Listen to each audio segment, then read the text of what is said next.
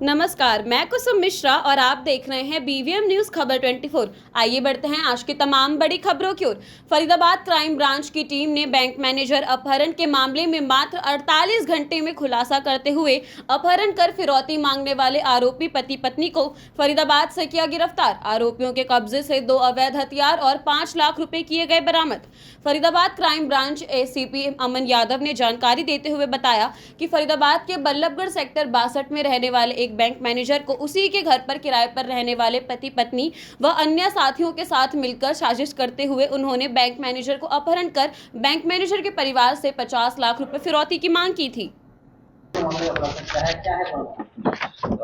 21 और 22 अप्रैल की रात को फरीदाबाद के सेक्टर 62 एरिया के अंदर एक घर से एक युवक को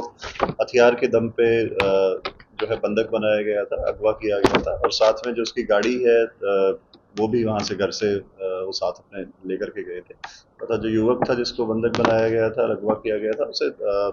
पिस्तौल के बट से चोट मारी गई थी जिससे उसके मुंह पर चोट आई थी। इसी संदर्भ में एफआईआर नंबर 263 जो है वो आदर्श नगर थाना के अंदर दर्ज की गई थी और जिसकी इन्वेस्टिगेशन जो है क्राइम ब्रांच के द्वारा की जा रही थी। क्राइम ब्रांच की कुल 6 टीमें इसके अंदर बनाई गई थी जो इन्वेस्टिगेशन के दौरान अलग अलग जगह पे जहाँ पे भी आरोपियों के बारे में कोई सुराग लग रहा था उसी हिसाब से उनको पोस्ट किया गया था। और ड्यूरिंग इन्वेस्टिगेशन जब आरोपी को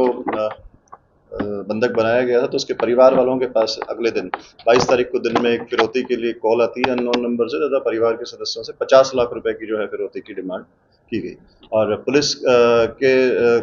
को सूचना देने के बाद परिवार वालों को जब समझाया गया कि आप उनसे लगातार बातचीत करें और नेगोशिएट करें तो कल 23 तारीख को उन्होंने अल्टीमेटली जो आरोपी थे उन्होंने 5 लाख रुपए के लिए सहमति जताई कि आप 5 लाख रुपए ट्रांसफर करें। उसी कड़ी के अंदर 1 लाख रुपए जो पीड़ित पक्ष है उसके द्वारा अकाउंट में ट्रांसफर कर दिए गए थे। युवक जिसे बंधक बनाया गया था उसी के अकाउंट में वो पैसे ट्रांसफर किए गए थे। मतलब बाकी के पैसे के लिए उन्होंने असमर्थता जताई कि हमारे पास अकाउंट में इतना पैसा नहीं है, हम कैश अरेंज कर देंगे, आप कैश कलेक्ट करें। तो उसके बाद नेगोशिएशंस के दौरान उन्होंने कल दिन के अंदर फरीदाबाद के अंदर अलग अलग जगह पे उनके परिवारजनों को बुलाया पैसे लेने के लिए, लेकिन पैसे लेने के लिए वो वहाँ पर नहीं आए। क्राइम ब्रांच की टीमों को पहले ही प्लेस किया गया था और ताकि वो अगर आते हैं तो उन्हें गिरफ्तार किया जाए।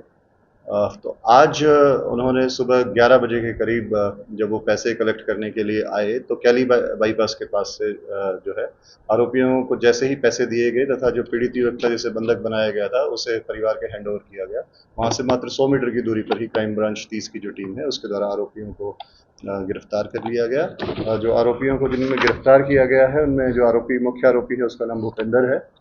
जो पीड़ित पक्ष के घर के अंदर ही किराएदार के तौर पर मार्च महीने तक, फरवरी के लास्ट तक, मार्च की शुरुआत तक वहाँ पर किराएदार के तौर पर रहता था।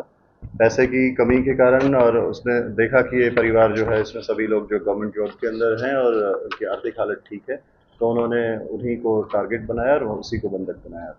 रहने वाला था जो आरोपी है ये बडोली गांव होडल पलवल का रहने वाला है, भूपेंद्र इसका नाम है। इसके साथ इस मामले के अंदर उसकी धर्मपत्नी जो है वो भी शामिल थी, उसे भी गिरफ्तार कर लिया गया है। और इस प्लानिंग के अंदर एक टैक्सी चालक रविंदर जिसका नाम है बादशाहपुर गुड़गांव का रहने वाला है वो भी इसके साथ शामिल था। रविंदर शुरुआत में जब ये बंधक बनाने के बाद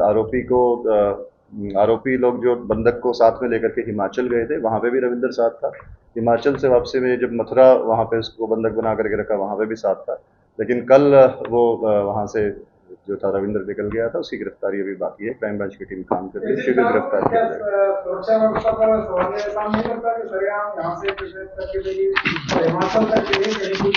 फिर उसके बाद मथुरा के लाया गया। मैंने आपको बताया कि जो आरोपी उनसे पहले से परिचित था, उनकी घर की स्थिति के बारे में भी उसे पहले से पता था, इसलिए वो वहाँ पर आसानी से वहाँ पे जा पाया और रात के 12 बजे के करीब इस घटना को अंजाम दिया गया था तथा इन लोगों ने रात के समय ही ये सारा रास्ता ट्रेवल किया गया था। और साथ में उसके परिवार में जो मैंने बताया कि उसकी महिला भी एक साथ में, उसकी धर्मपत्नी भी साथ में थी, जिस वजह से उसने अपनी धर्मपत्नी को आगे गाड़ी में बिठाया हुआ था, साथ में जो ड्राइवर था वो गाड़ी चला रहा था, खुद जो बंधक युवक था उसके साथ में पीछे बैठा था। और जो बच्चों को, जो लेडीज को जो आगे बिठाने का उसका पर्पस था वो यही था ताकि पुलिस की जो चेकिंग है उससे किसी तरीके से ये रहे कि परिवार की है और किसी चेकिंग से बचा जा सके। रास्ते में उनकी गाड़ी को अलग अलग जगह पे रोका भी गया था, लेकिन जो युवक था जो जिसे बंधक बनाया गया था उसने किसी भी तरीके का कोई जो अलार्म रेज नहीं किया, शोर नहीं मचाया था, इसी वजह से जो है उस पर आप जो इतना ये जो बंधक जिसको बनाया गया था ये है और जो इन्होंने बंधक बनाया है क्या वो कह रहे थे जो बंधक जिसको बनाया गया था जानता था आरोपियों को या इसलिए कॉर्पोरेट किया गया? जो बंधक है जिसे बनाया गया था उसका नाम सतीश है और वो दिल्ली में एक